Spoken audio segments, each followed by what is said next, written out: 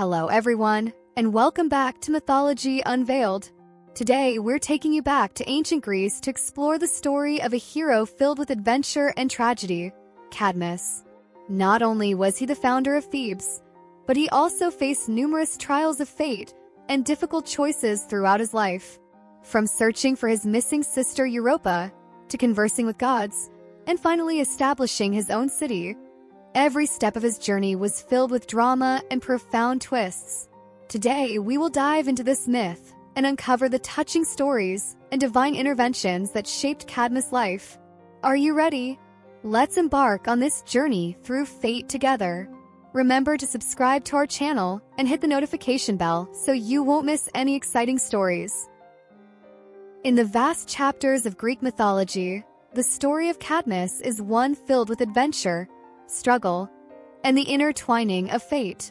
He was the son of the Phoenician king Agenor and carried the family's mission from a young age. He experienced many thrilling journeys with his father, but the most profound tragedy of his life began with the abduction of his sister Europa. Europa, the beautiful princess, unintentionally became the target of Zeus, the all-powerful god who transformed into a gentle white bull to abduct her from the Phoenician kingdom and take her into an unknown fate. For Agenor, this was undoubtedly a crushing blow, and Cadmus felt deep powerlessness and sorrow, unable to accept the loss of his sister. When his father commanded him to search for his missing sister Europa, it seemed like the will of fate, and Cadmus could not refuse this responsibility. In his heart, he carried not only his family's expectations, but also a deep concern for his sister. This emotional bond was stronger than any difficulty, and even though the road ahead was filled with uncertainty, he chose to march forward fearlessly. His journey to find her was long, exhausting, and full of setbacks.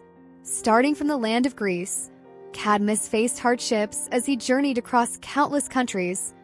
Crossing high mountains and great rivers, he traveled to foreign lands, and with each disappointment, it seemed like his resolve was being tested. Every time he scoured an empty plain or arrived in a strange city, the urgency of his desire grew stronger. However, no matter how far he traveled, running from east to west, he was unable to find his missing sister Europa. During those long and despair-filled days, Cadmus' heart was filled with confusion and helplessness. Each day, as he journeyed through foreign lands, countless cities and barren fields passed before his eyes.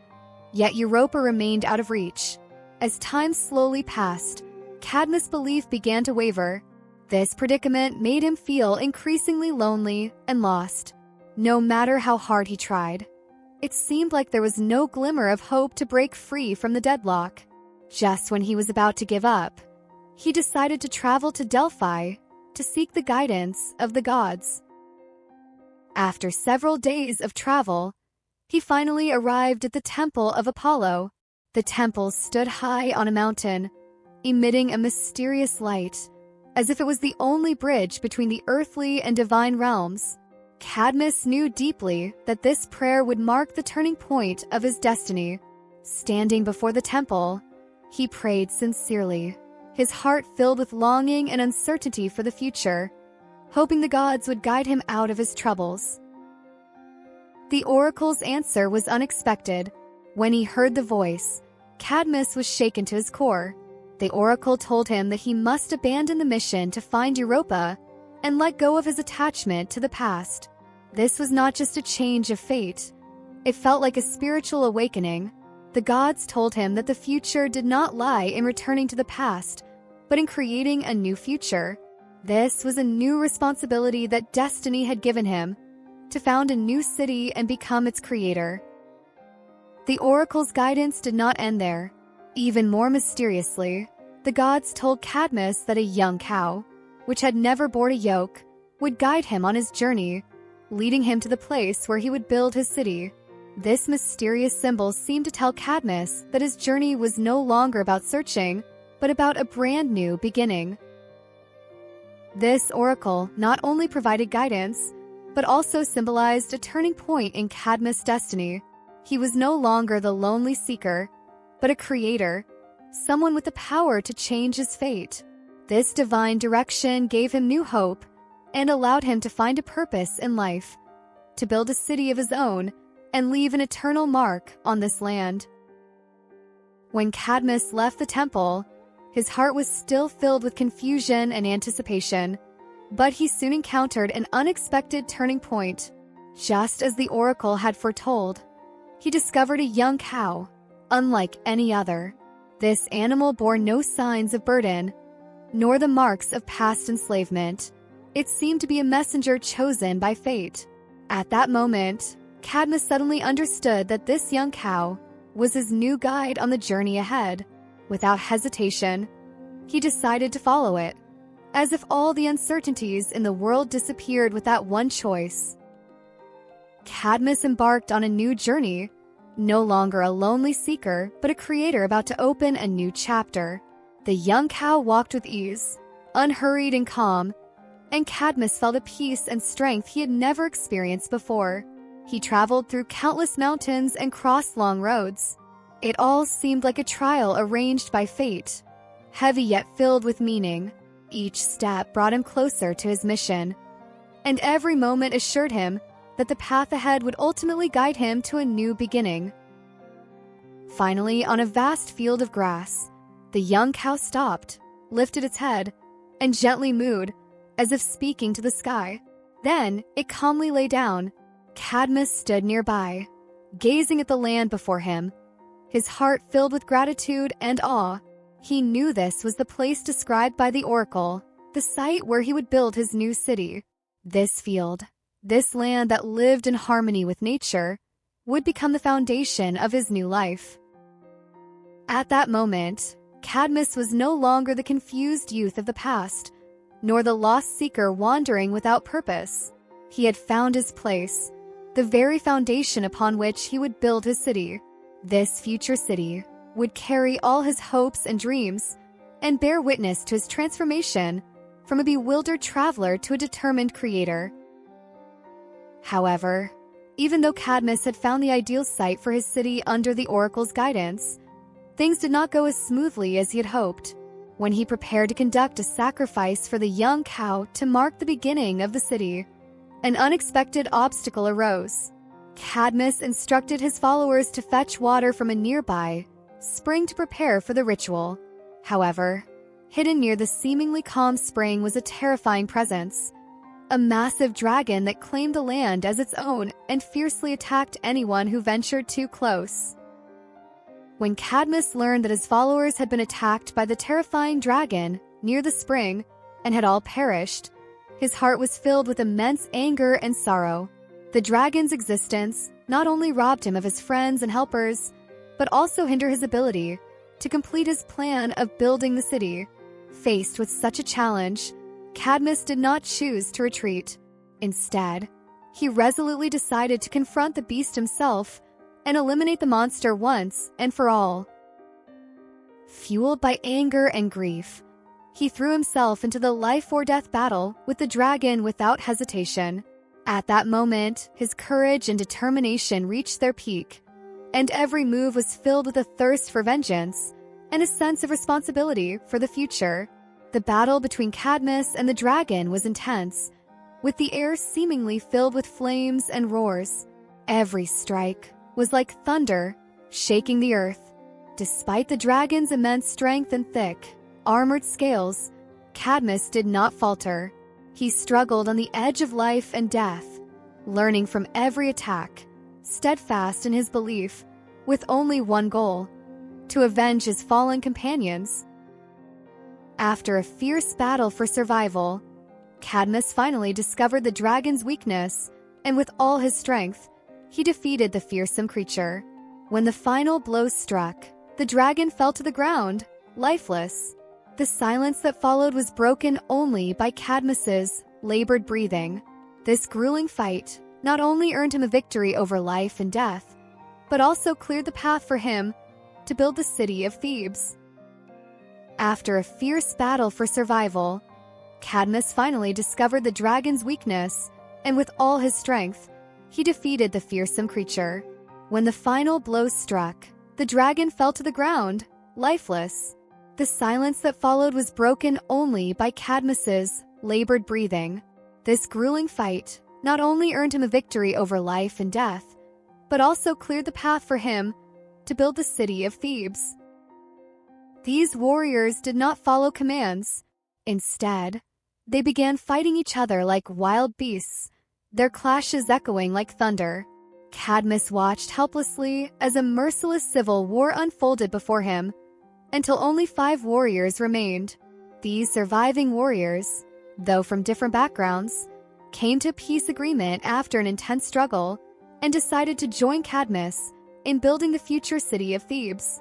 These 5 warriors, resilient and fearless, became the founding heroes of Thebes, and their descendants proudly claim to be the heirs of these powerful warriors born from the earth.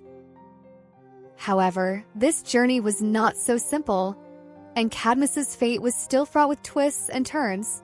Ares, the god of war, was consumed with uncontrollable rage over the death of the dragon, which he had guarded.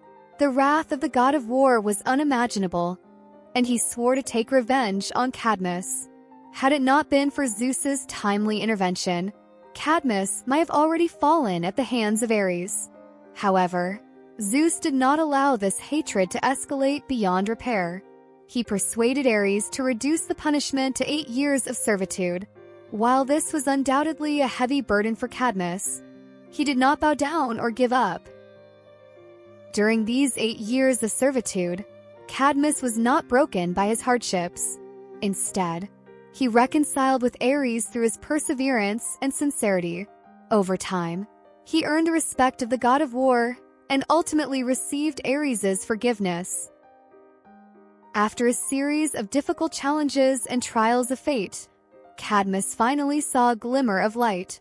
Despite Ares's dissatisfaction with Cadmus's slaying of the dragon he had guarded, under Zeus's influence, he ultimately decided to grant him forgiveness. As a reward for Cadmus's courage and resilience, Ares gave him his own daughter, the beautiful Harmonia, as his wife. This marriage not only served as a pardon for Cadmus's past actions, but also symbolized the beginning of a new life. The wedding of Cadmus and Harmonia was nothing short of magnificent, nearly reaching the scale of one of the most famous weddings in Greek mythology, that of Peleus and Thetis. The ceremony attracted the presence of numerous deities, each offering unique blessings and precious gifts, signifying their deep respect and best wishes for the couple. The wedding became a meeting point between gods and mortals, heaven and earth, with an atmosphere that was both sacred and lively. Cadmus's love for Harmonia was profound. He even personally gifted her a magnificent necklace, crafted with great care by Hephaestus. The necklace sparkled brilliantly, symbolizing Cadmus's deep love and admiration for his wife. It was not only a precious gift for the wedding, but also became a symbol of their union. However, as with many mythological tales, a hidden tragedy lay behind this seemingly beautiful gesture. Cadmus's love for Harmonia was profound. He even personally gifted her a magnificent necklace, crafted with great care by Hephaestus. The necklace sparkled brilliantly, symbolizing Cadmus's deep love and admiration for his wife. It was not only a precious gift for the wedding, but also became a symbol of their union. However, as with many mythological tales, a hidden tragedy lay behind this seemingly beautiful gesture. What began as a grand and joyous wedding ultimately turned into the prelude to a tragedy. Though Cadmus and Harmonia's love was deep and sincere, the whims of fate meant that their beautiful marriage could not escape an unfortunate ending. Harmonia's death, coupled with the tragic symbolism of the necklace, inevitably pushed Cadmus's life toward a new path, one filled with pain and sorrow. The postmarital life of Cadmus and Harmonia was not entirely fortunate. They had a son, Polydorus, and 4 daughters, Autono, Ino, Semele, and Agave. Despite possessing a powerful lineage and the protection of the gods, none of them could escape the whims of fate.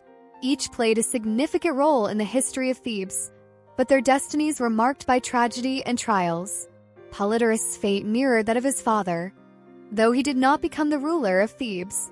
Instead, he became a part of the tragic stories that plagued his family.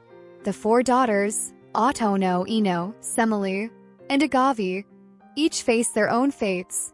These names may have left a deep mark on Theban history, but their lives were not made any luckier by it. Whether in love, power, or the interference of fate, they seemed like continuations of Cadmus, inheriting the ever-emerging tragic undertones of his life. Though Cadmus's life was full of turmoil, he eventually became the founder of Thebes and ruled the land for many years. Under his leadership, Thebes experienced several moments of brilliance. However, fate never truly smiled upon him. Despite his efforts to build his kingdom, everything was ultimately overthrown by his grandson Pentheus. Pentheus' usurpation led to a political upheaval, and the dynasty of Cadmus and Harmonia eventually fell into decline. They were forced into retirement, leading a peaceful life away from the throne. They left Thebes for Illyria, where they spent their final years in tranquility, finding their last refuge there. However, fate still did not grant them true peace. Even though Cadmus and Harmonia were finally living a quiet life, their story did not end with old age. Zeus, the god who controls fate, did not allow them to rest in peace. In the end, Zeus transformed the former heroes and lovers into serpents and took them into the Elysian fields. This eternal resting place was not the end of death, but a higher existence, where they would find peace and rest, forever together. The life of Cadmus was undoubtedly filled with love, courage, and countless trials of fate. From founding Thebes, facing challenges from the gods, to spending peaceful later years with his beloved Harmonia, his story has been passed down through generations. Despite facing endless difficulties and tragedies, Cadmus ultimately found peace and was reunited with Harmonia in the Elysian fields, where they would remain together forever. This history teaches us that, even in the face of a troubled fate, courage and love can still bring ultimate redemption. Thank you for watching today's video. If you enjoyed this story, don't forget to like and subscribe to our channel. Next time, we will bring you more exciting tales from ancient Greek mythology.